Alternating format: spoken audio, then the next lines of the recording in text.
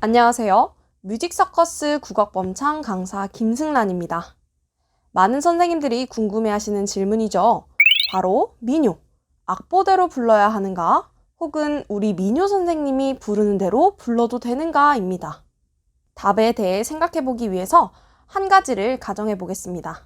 내가 심사위원이 됐다고 생각해 볼게요.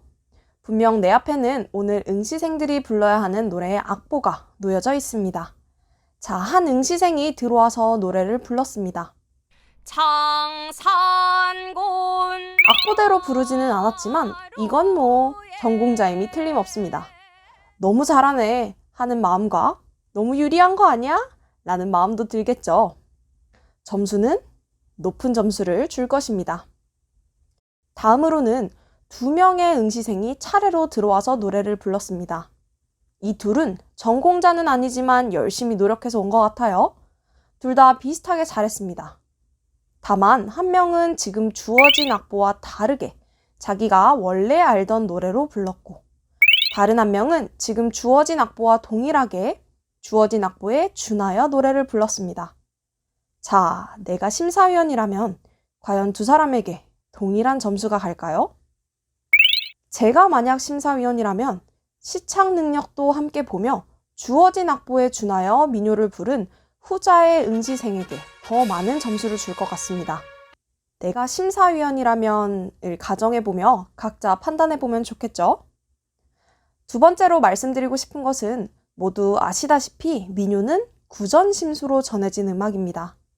즉, 노래가 먼저 태어나 이를 체보하며 악보가 생겼기 때문에 분명 민요는 악보보다 현행 노래가 더 중요합니다. 그런데 우리가 준비하는 것이 민요대회인가요? 아니죠. 우리는 선생님이 되려고 이 시험에 응시합니다.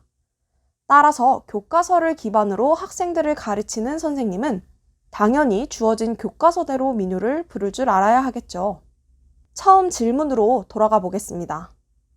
악보대로 불러야 하는가? 혹은 우리 민요 선생님이 부르는 대로 불러도 되는가? 사실 이 질문에 답이 있다고 생각합니다. 악보대로 불렀을 때 잘못되었다고 할 사람은 없죠. 다만 우리 민요 선생님이 부르는 대로 악보와 달리 불렀을 때는 누군가는 괜찮다고 맞다고 하겠지만 누군가는 틀렸다고 할 수도 있겠죠. 이왕 배우고 부르는 노래, 처음부터 체계적으로 그리고 정확하게 배우는 것을 추천드립니다. 그러면 2차 실기 준비를 하며 1차 공부에 도움이 되는 일석이조 국악범창 학습법에 대해 살펴보도록 하겠습니다. 시험의 단골 손님 몽금포 타령을 예시로 볼까요?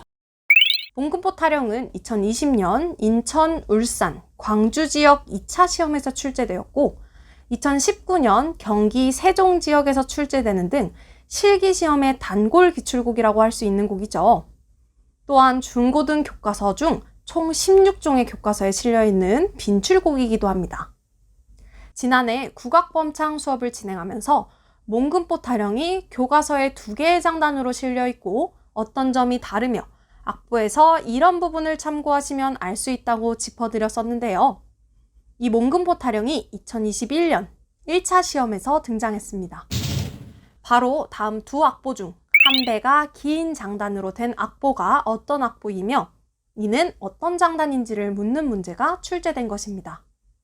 자, 어떤 악보가 한 배가 길며 그 장단은 무엇일까요? 정답을 찾아가는 방법은 여러 가지가 있을 거예요. 평소에 교과서를 자주 보시면서 모든 국악곡의 장단을 체크하는 방법이 있습니다.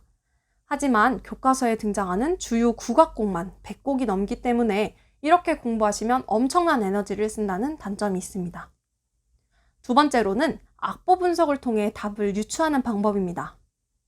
리을 악보의 박자표는 점 4분음표 4개, 즉 8분음표 12개가 한마디를 이루니까 중중몰이 아니면 국거리 장단으로 유추할 수 있고, 미음의 경우는 4분음표가 12개 나오므로 중몰이 장단이구나 생각할 수 있습니다.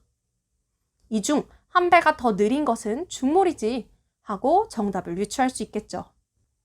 마지막 방법은 바로 노래를 떠올려 보는 것입니다.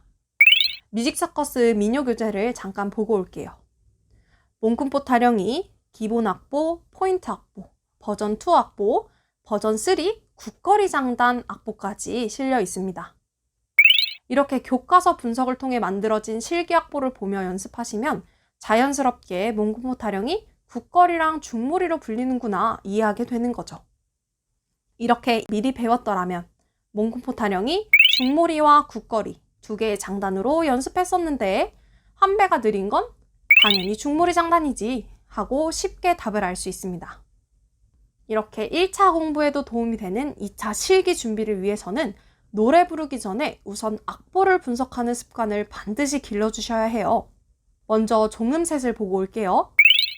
민요의 음악적 특징을 보시면 이 표를 이론적으로만 달달 외워주시는 것보다 2차 실기 준비를 하면서 자연스럽게 노래 부르기 전에 이 민요는 무슨 토리일까? 악보 분석을 해주시는 겁니다. 이 과정을 통해 이 표를 달달 외우지 않아도 표를 완벽하게 이해할 수 있겠죠. 그럼 예시로 몽군포 타령을 분석해 볼까요? 악보의 몽군포 타령은 내림 마장조로 되어 있고 곡의 마지막 6마디 뒷부분을 개 이름으로 불러보면 도랄라미 도라 도라 이렇듯 라에 해당하는 도 음정으로 종지하는 점 알 수 있습니다. 요성음의 경우 1마디 끝에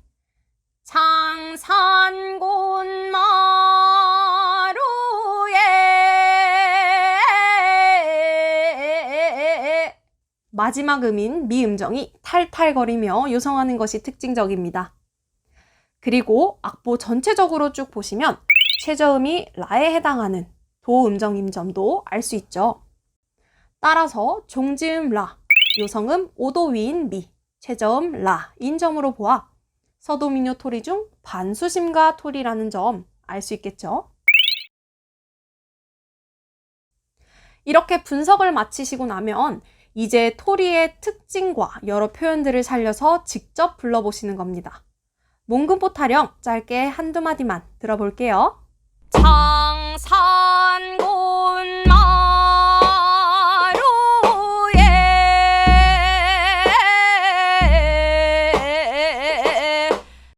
자, 뭔지는 모르겠지만 분명 인강에서 나오는 노래와 내 노래는 똑같은 악보를 보고 부르지만 분명 다를 거예요. 그쵸? 바로 여러 가지 포인트를 살리느냐 살리지 못하느냐의 차이인데요. 포인트들, 즉 토리의 특징과 민요의 다양한 식임새를 악곡에 맞게 추가하는 겁니다. 몽군포 타령은 반수심과 토리니까 종지음인 라에서 5도 높은 미음정을 잘게 올려 떨어주는 요성이 앞에 다른 요성과 표기가 다른 것 보이시죠? 이런 디테일을 살리느냐 살리지 못하느냐가 같은 악보일지라도 노래를 다르게 만드는 거죠. 저는 선생님들이 제 노래를 듣고 그냥 무작정 따라하는 것은 몹시 어렵다고 생각합니다. 그래서 이 저도 모르게 제가 노래에 넣는 이 포인트들을 모두 시각화하여 악보에 적어뒀습니다. 그래서 포인트를 부분 연습하고 전체 노래를 따라하다 보면 어느샌가 맛을 살린 민요를 부르고 있게 되는 거죠. 이렇게 노래를 완성하고 나면 여기에 장구장단을 얻는 거예요. 기본 장단을 치며 불러볼까요?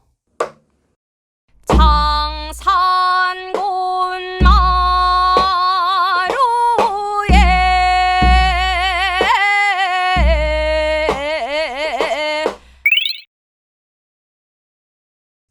다음으로는 변형장단을 넣어 더 풍성하게 쳐보는 차례인데요. 이때 아주 중요한 팁! 변형장단은 어디에, 왜 들어가는지를 아셔야 합니다. 곡마다 어떤 변형장단이 좋고 몇 마디에 어떤 변형장단을 넣으면 되는지 알려드릴 수 있어요. 그치만 그렇다면 그 많은 민요곡 다 어디에 어떤 변형장단 들어가는지 외워서 시험장 가실 수 있으신가요? 어렵겠죠. 따라서 변형장단은 어디에 왜 들어가는지를 외워서 각 곡마다 적용시키는 방법으로 학습해 주셔야 해요. 그래야 어떤 곡의 어떤 버전을 만나도 그 곡을 잘 살리는 변형장단을 칠 수 있습니다. 그럼 몽군포 타령에 적용되는 변형장단 룰 살펴볼까요? 몽군포 타령의 경우 네 번째 마디에서 한번 나눠줄 수 있겠죠. 따라서 4마디와 6마디에 맺는 장단 들어가면 됩니다. 여기서 팁 하나. 다음 마지막으로 예비장단과 함께 전곡을 이어 부르는 연습을 해주시면 됩니다. 앞에서는 1, 2마디만 배워봤지만 마지막으로 처음부터 끝까지 들어볼게요. 노래의 포인트들과 변형장단에 주의하며 들어보세요.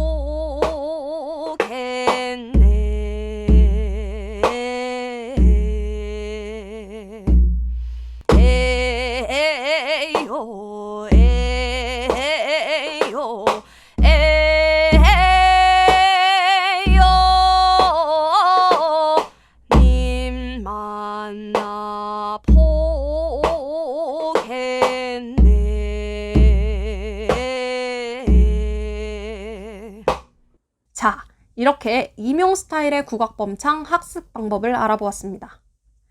임용 국악범창은 그냥 일반적인 민요 범창이랑은 차이가 있어요. 실제로 아직 민요 전공자들은 글자만 적힌 악보를 보며 구전심수로 노래를 배우지만 어느 대회와 시험에서도 곡목만 제공할 뿐 악보를 제공하지는 않아요. 그러나 우리는 시험장에서 곡목을 제시하는 것이 아니라 악보를 제시해 주기 때문에 주어진 악보에 의거해서 불러야 한다는 점이 중요하죠. 사실 서양의 오선보에 익숙해져 있는 선생님들은 그냥 구전심수로 민요를 배우는 것보다 임용 민요가 훨씬 쉬워요. 구전심수로 배우는 경우 부르는 사람마다 부를 때마다 달라지는 경우도 있거든요. 그러면 배우는 사람은 엄청 헷갈리게 되죠. 악곡 특징에 맞춰 식임새와 세부 표현들을 정해놓고 내 것으로 만드는 연습을 하셔야 해요. 자, 제가 알려드린 것처럼 곡에 대해 파악하고 노래하고 장단을 쳐보고 범창해보기까지 진행하며 악보로 익혀놓으면 1차와 2차 모두 대비하는 일석이조의 효과도 있을 수 있겠죠. 이처럼 1차와 2차가 뗄래야 뗄 수 없기 때문에 공부하기 어렵고 막막한 국악, 실기와 함께 준비하면서 우리가 잘하는, 좋아하는 음악으로 다가가시길 추천드려요. 선생님의 올 한 해를 응원합니다.